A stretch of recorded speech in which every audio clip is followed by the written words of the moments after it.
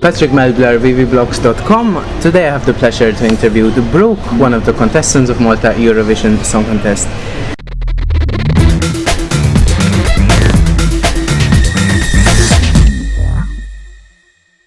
Thanks for being here today, Brooke. Thank you for inviting me. Now, Brooke, you participated in the selection for the Junior Eurovision back in 2003, but it's the first time that you participate in the adult version of Malta Eurovision. How does it feel for you, and what is different? Well, the Junior Eurovision, when I had participated in it, I was still trying to find myself as a singer. It was a challenge for me. It was a bigger responsibility than any other competition I had entered. So for me, the Junior Eurovision was a complete new experience, which I enjoyed. I don't think I would have ever been ready to represent Malta, but for me it was an experience, and obviously now in the adult version of the Eurovision of Malta, it's a bigger responsibility. I am now more maybe in my head I am more sure of what I want. I know more stuff about myself as a singer. I have developed myself more as a singer, so now obviously it's a bigger and responsibility and a bigger challenge, Of course, I understand that totally. So your song is called Golden, written and composed by 3 international songwriters and yourself. Yes.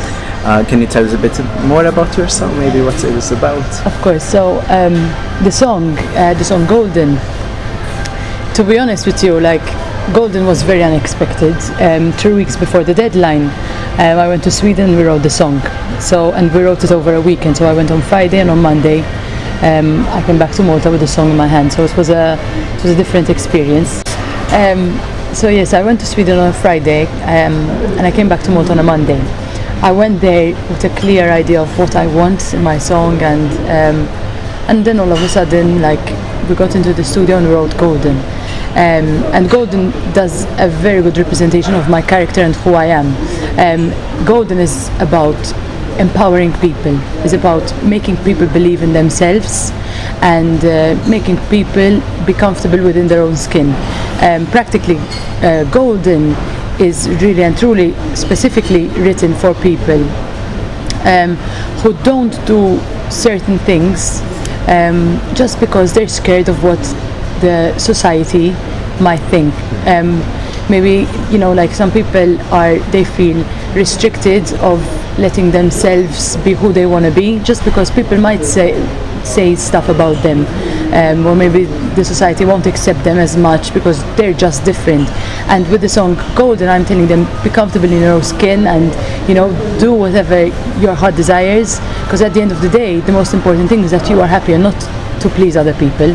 So that's what Golden, in a nutshell, if you can even call it that, is what it's about. It's a really important message for everything, I would say. Of course. Can you tell us a bit maybe about your staging already? Is there, what do you plan? There's nothing incredible, because I enjoy being simple. I enjoy minimalism. So it's just going to be me on stage.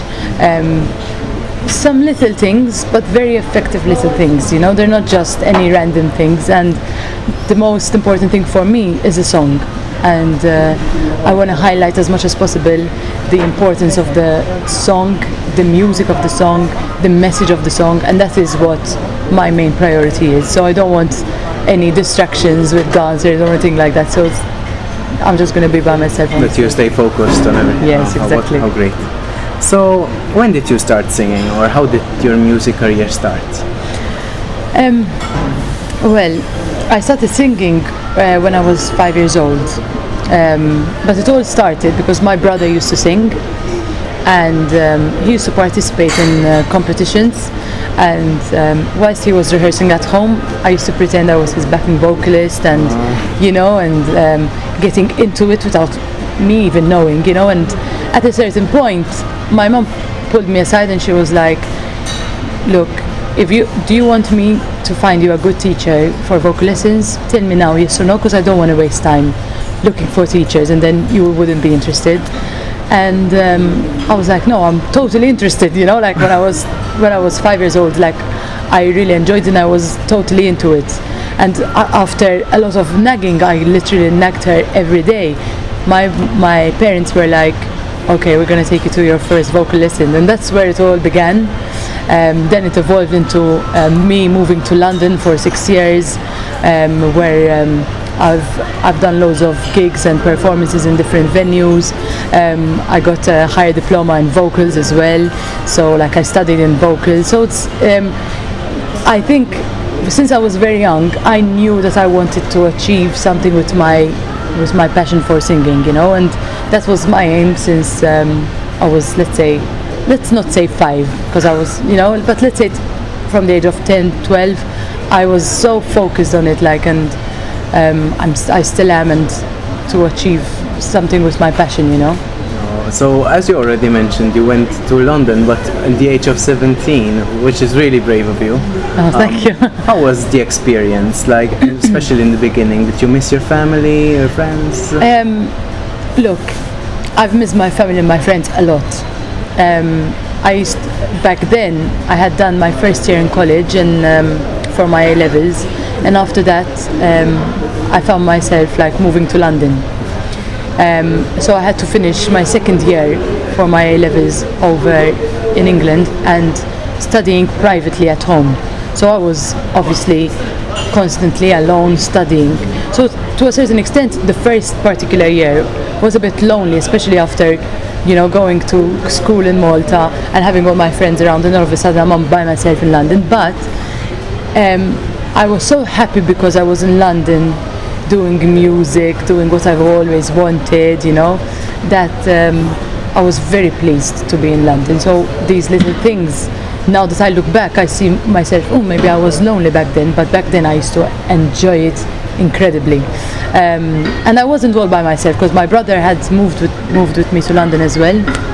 So it made it a bit easier, but obviously I have a very close relationship with my mom, for example. So back then, like the first year, it was very hard for me, especially because as soon as I turned 17, literally I turned 17 on the 27th October. On the 29th of October, I was in London. So this was like 2 days later, I was in London all day, and all of a sudden, from my mom and my dad, you know, cooking me food or doing my laundry for me, all of a sudden I found myself like having to do everything by myself, and it's an experience which I'll never forget, because I've learned a lot, matured a lot, you know, and you become more independent as well. Well, that is, as I already said, really brave. Thank really. you. Thank you. In 2012, you released a single called Fairy Tale, Yes. Where you worked together with a professional team for your music video, which was filmed in the same mansion as Lady Gaga's Paparazzi. Exactly. I mean, that is really big, like really Yes, big. yes. Now share your experience with us. How was everything? Well, it all started when I went for a 2-week course, kind of, in singing in Los Angeles, and I was there, and every night, like, we had a performance, and then from every performance of every night, they choose the best people, and then they gather them up in one final night, the best contestants of every performance in one final night. And I was chosen from around, I think it was around 1,000 singers. I was chosen as one of the best of the nights, and I sang in the final night. And when I got into the final night and I sang and everything, I got a person approaching me from Paramount Pictures, like regarding like collaborating, doing music, and that is where Fairy Tale began as a song. After I went to Los Angeles to record it, we then went to Los Angeles again to do a music video for it. And the music video was an incredible experience. First of all, I was in Los Angeles, I was like, my hearts were love hearts, you know what I mean? I was like, oh my god, this is the place to be. I think I even actually, by the end of it, I even actually cried because I didn't want to come back. I was like, I'm enjoying this too much. I was telling my mom, and my mom was like, don't be stupid, we have to go back, you know? Like, I was like, no, I'm enjoying it. So it was really nice, especially because I collaborated with the actor in Fairy Tale, his name is Brand Doherty, and Brand Doherty back then was still an up-and-coming actor, but nowadays he's in Pretty Little Liars, and he's done some incredible stuff on his CV, and like it's incredible. He was such a nice person. He's an incredible actor, and thank God it was, because I was still 16 back then. So no, actually I was 17.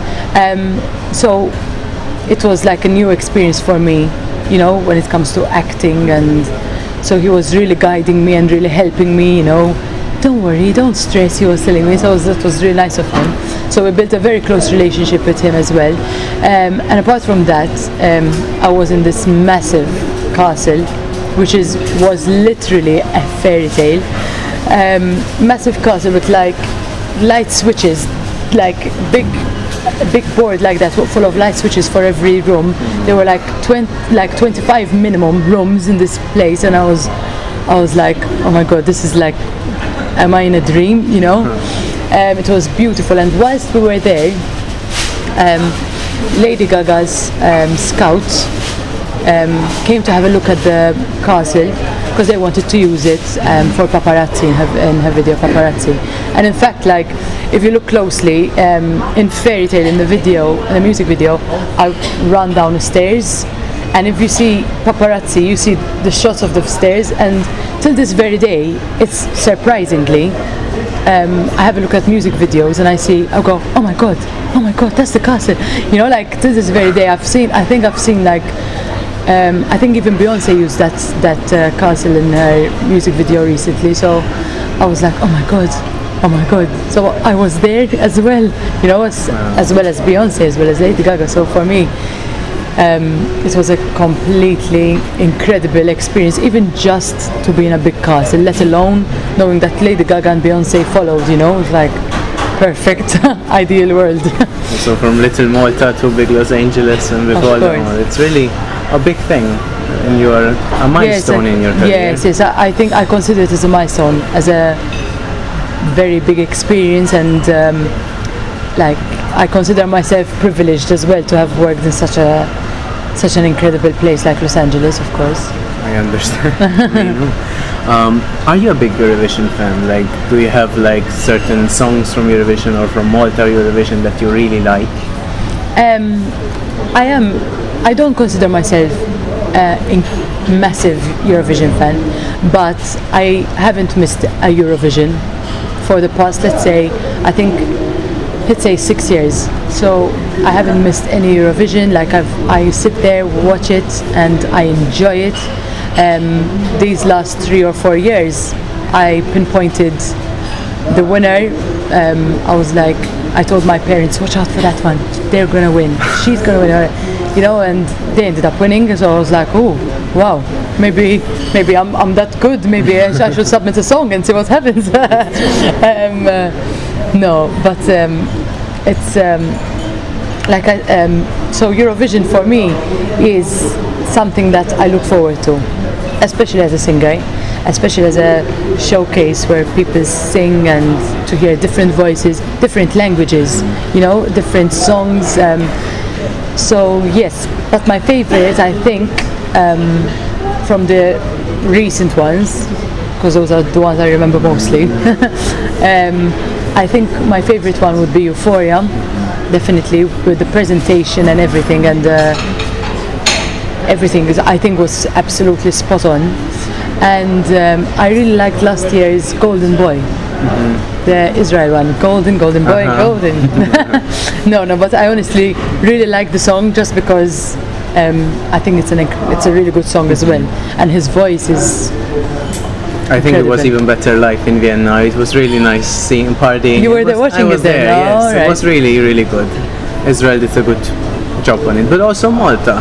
And when we go to Amber and then see the disappointment that she didn't qualify, like, how did you react? Did you see it coming, or were you really disappointed? No, I actually expected her to go to the final. I was a bit disappointed because I think she deserved to go through. And especially because she looked incredible on that stage. She sang wonderfully, and I expected expected her to go through. So I was a bit disappointed, but at the end of the day, that's the name of the game. You know what I mean? So there's a 50% chance that the song would go through or would not go through for the final. So it's like, it's expected to a certain extent that something is going to happen, you know, whether it's positive or negative, you know, it's expected to a certain extent. If you had to choose between winning Eurovision and being like popular only in Europe or having like a hit for 1 month internationally, what would you choose? And I can't choose both, can I? I cannot. Only one. So I'd say, I think I'd choose to have a hit internationally or in Europe. I don't know. One of them. One of them, okay. But I think I'd choose to have a hit, yes. Because the only reason is because there's a bigger opportunity that can come out of it. Not because Eurovision, no, because Eurovision is an incredible platform. I think it opens up more doors as well, you know, and internationally with different people, you know, different countries, different, you know. So now you're competing against 19 other songs by artists like Ira Losco, Franklin Calleja, Christabel. Is like the pressure really high for you? Like, what do you see? What will come out of this? Me personally, I am not feeling any pressure because there are known people in Eurovision. The only pressure that I am feeling right now is that I am a new face in the Eurovision, especially in the Maltese one. So the only pressure I have is because I want to, obviously, to make a name for myself with this performance. So that is the only little pressure I've got. But I think all the other contestants are incredible, and they absolutely deserved a slot in the finals on the 22nd of January. And I think they're all incredibly talented, and they'll all do really, really well. And I'm looking forward to see, like, because by now I know the songs of the other contestants as well, so I'm intrigued to see what is their next step, how they're going to present it on stage, you know. And I'm not competitive at all. I focus on my things, you know, and I give honest, when people ask me, even other singers, if they ask me for honest opinions, I'm absolutely completely honest person, and I'll be completely honest with them. So I'm focusing on myself. I'm just intrigued, and I'm excited more than intrigued, you know. I'm very excited to see like how they would present their song on stage. So, like, do you have any like favorite or songs that you like the most? I absolutely love Maxine Patch. She's so cute. She's incredibly cute, and I think and her song is beautiful as well. So I think she's got a good chance, you know, of doing very well as well. And then apart from that, like, for example, I have a very close relationship with Franklin, you know, so like, I hope he does well, because he's got an incredible voice. Like, literally, when he sings, he breaks my heart, you know, and especially if it's a sad song, it breaks my heart. I go, oh my God, you know. So, and Ira Losco is she's a very well known and established singer in both Malta and Eurovision. So obviously, like, I'm excited to see what she's got on the final night, and, you know, performing on stage and everything. So I'm really excited as well. Maybe you can like sing a little snippet of your song, like for a special message for our fans, your fans and readers of wiwibloggs. Okay. So, don't let anybody take your glow. Take a stand, you're on the show, and rise up high and feel alive. Don't let anybody dim your light just because it shines so bright, 'cause we're golden, golden, we're golden, golden, we are. Oh, bravo, really nice. Thank you.